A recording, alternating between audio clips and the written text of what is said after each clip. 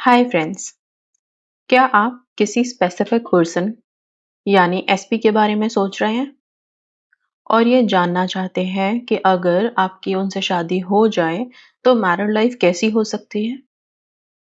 आज का ये रीडिंग एक पिका कार्ड रीडिंग है। याद रखिए, ये जनरल स्पिरिचुअल गाइडेंस और सेल्फ रिफ्लेक्शन के लिए है। हर इंसान की सिचुएशन अलग होती है, इसलिए सिर्फ वही मैसेज लीजिए जो आपके दिल से कनेक्ट करे। आपके पास 3 पाइल्स नज़र आएँगे। ये तीनों कार्ड्स में से आपको एक कार्ड सेलेक्ट करना है। 1, 2, 3 बस 3। अपनी इंट्यूशन से एक पाइल चूज़ कीजिए और चलिए शुरू करते हैं आगे कि हमें जानना क्या है और कैसे पाइल 1 में क्या रीडिंग आती है, पाइल 2 में क्या आती है, पाइल 3 में क्या आती है। अपनी इंट्यूशन को इन्वोक करने के लिए पहले आँखें बंद करके लंबी गहरी सांस लें। अपने सारे थॉट्स को एकाग्र करें। अपने स्पेसिफिक पर्सन और अपने आप को एक साथ मैरिड कपल की तरह देखें।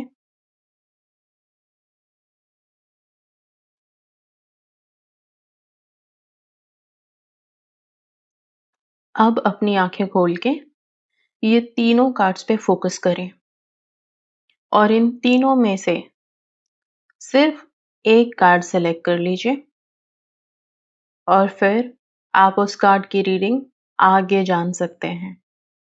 ये रीडिंग आपको ये समझा देगी कि आगे की लाइफ में क्या चैलेंजेस आ सकते हैं और हमें अपना माइंडसेट कैसा रखना है।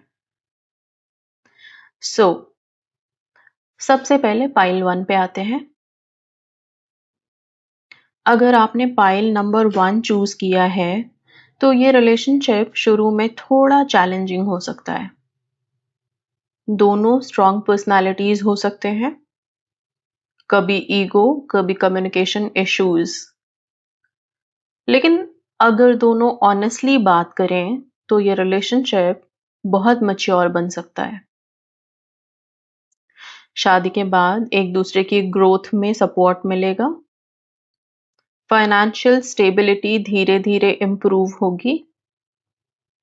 फैमिली रिस्पॉन्सिबिलिटीज भी बढ़ेंगी, लेकिन टीम वर्क भी स्ट्रांग होगा। आपके लिए अगर मैं यहाँ पे एक सिर्फ चीज दूं तो वो ये लाइन होगी कि कॉम्प्रोमाइज वीकनेस नहीं होता, कॉम्प्रोमाइज रिलेशनशिप को कई बार ब्यूटीफुल भी बनाता है। Take it very positively. And pile 1 के लिए ये था पूरा मैसेज। आगे बढ़ते हुए जिन लोगों ने भी पाइल 2 सिलेक्ट किया है, उनके लिए मैसेज आता है, ये कनेक्शन बहुत इमोशनल दिख रहा है। आप दोनों एक दूसरे को डीपली समझने की कैपेसिटी रखते हैं, लेकिन पास्ट वुंड्स कभी-कभी मिसअंडरस्टैंडिंग क्रिएट कर सकते हैं। तो शादी से पहले जो भी प्रॉब्लम्स रही आप दोनों के बीच में, वो शादी के बाद जाग सकती है। उस बात को लेकर के आर्ग्यूमेंट में आप दोनों जा सकते हो। ट्रैवल, सेलिब्रेशंस और इमोशनल बॉन्डिंग बढ़ने के चांसेस हैं, लेकिन कम्युनिकेशन हमेशा ऑनेस्ट रखिए। अपनी फीलिंग्स को छुपाने के बजाय शेयर करें। आपके लिए एक ही लाइन बोलूंगी, रिलेशनशिप में अजम्पशंस कम, कॉन्वर्सेशन ज्यादा होना चाहिए। तो अपनी तरफ से ही अननेसेसरी के थॉट्स मत क्रिएट कीजिए, बात करें एंड सॉर्ट आउट करें। पाइल 3 वालों के लिए, जिन्होंने पाइल 3 सिलेक्ट किया, उनके लिए बता दूं, ये रिलेशनशिप आपकी लाइफ को कंप्लीटली ट्रांसफॉर्म कर सकता है। शादी के बाद नया घर, नई सिटी या लाइफस्टाइल में चेंजेस आ सकते हैं। करियर और फाइनेंशियल अपॉर्चुनिटीज भी इम्प्रूव हो सकती हैं, लेकिन दोनों को एक दूसरे के ड्रीम्स का रिस्पेक्ट करना होगा। कभी-कभी लाइफ टेस्ट देगी, लेकिन पेशेंस और टीम वर्क से आप स्ट्रांग बन सकते हैं। फैमिली मैटर्स जब भी आएंगे, आपके पर्सन हमेशा अपनी फैमिली के साथ खड़े होंगे। कई बार आपको वहां पे इग्नोर्ड फील होगा या ऐसा लगेगा कि वहां से हमें सपोर्ट नहीं मिल रहा। उस टाइम पे आप थोड़ा धीरज बना के रखें। आपके लिए सिर्फ एक ही लाइन बनती है और वो है, रिलेशनशिप को कंपटीशन मत बनाइए, पार्टनरशिप बनाएं। सो मिलकर के चलें तो आपकी लाइफ में प्रॉब्लम्स आएंगी, हर्डल्स आएंगे, बट आसानी से निकल जाएंगे आप उनसे। ये 3 रीडिंग थी इन 3 कार्ड्स के लिए। सो जो लोग भी अपने स्पेसिफिक पर्सन के साथ रिलेशनशिप मैनिफेस्ट कर रहे हैं, शादी मैनिफेस्ट कर रहे हैं, एक हल्का-फुल्का इंट्यूशन पावर जो हमारा इन्वोक होता है, वो हमें फ्यूचर के प्रेडिक्शंस दिखा देता है और जो बहुत एक्यूरेटली बैठती है। मैं ये नहीं कह रही हूँ कि हर किसी के साथ ये अलाइनमेंट में जाएगा। कई बार किसी के इंट्यूशन पावर इन्वोक ही नहीं हो पाते, जिसकी वजह से वो कनेक्ट नहीं कर पाते।